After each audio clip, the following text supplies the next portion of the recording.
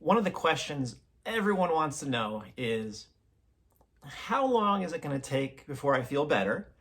And then the other question is, how long do I have to wait to get back to my activity of choice, whether it's weightlifting, running, skiing, snowboarding, fitness competitions? I've worked with people in all these areas, and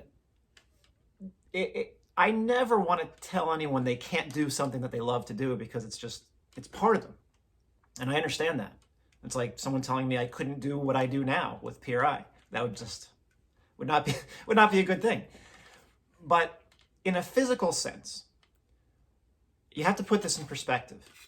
People are in a very strong pattern, which means everything they do in life, they're using compensation. They're using the wrong muscles to do things, to stabilize their body, to run, to walk, to jump, to throw, to breathe, to eat even.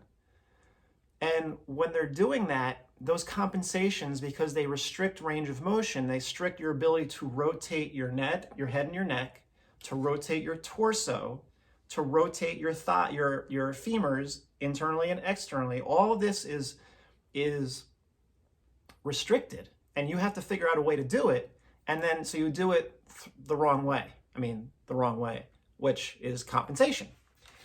So, for example, a woman in New Zealand that I'm working with, she's a fitness competition type of competitor. And she's in amazing shape, very strong. You can see it. She's very built. And we did a session, an online session, and I test everybody out to see what they're feeling. And in a 90-90 position that you can find on my website, that same 90-90 position, I take them through, so their feet are on the wall, they're lying on their back, their feet are on the wall. And I take them through different versions of it to see what they're feeling, to see what they can do and what they can't do.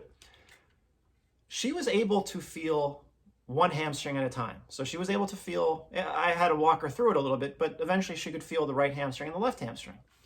And then, so this was how her pelvis was, okay? She was lying on the ground and her feet were on the wall and her pelvis was just kind of lying there.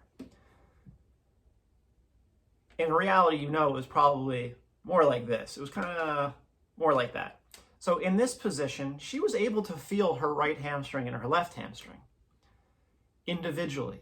But then I had her shift her pelvis to do a hip shift where the right side comes forward and the left side comes back to orient the pelvis to the left.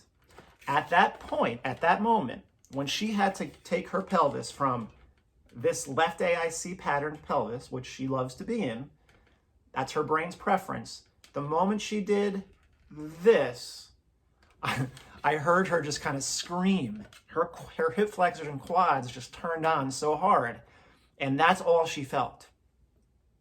That is compensation. That is the pattern. She's lying down, not standing, not walking, not running, not lifting. Lying down with gravity mostly out of the equation.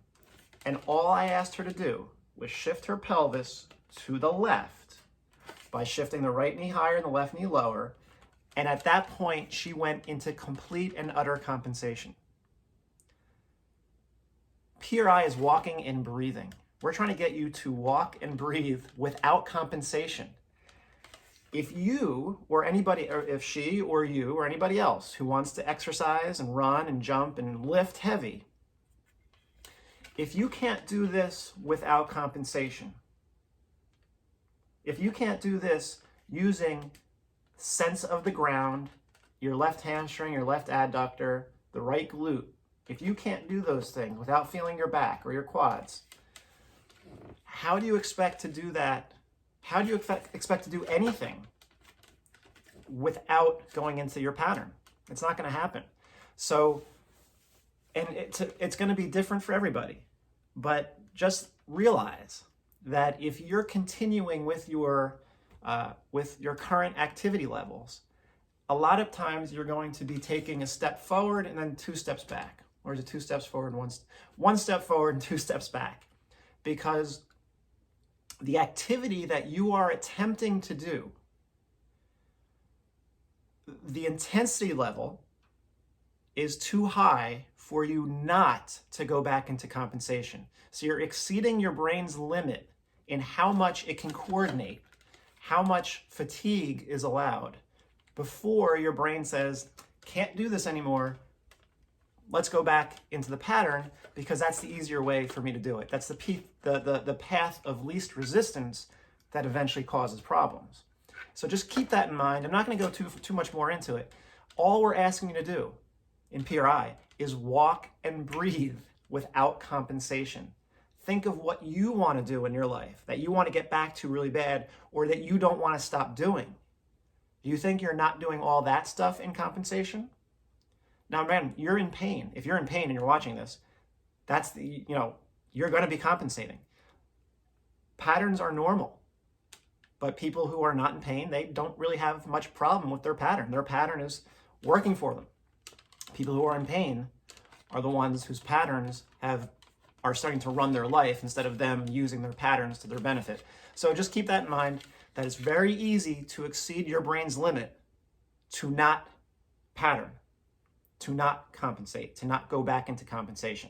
And that is a very common issue. And I would just say, whenever possible, take a month off. Take a month off from whatever you're doing as you're working on techniques and trying to restabilize, and then go from there. If you don't, then just be aware that you might be halted, or you might be impeding your progress greatly by trying to continue to do what you want to do.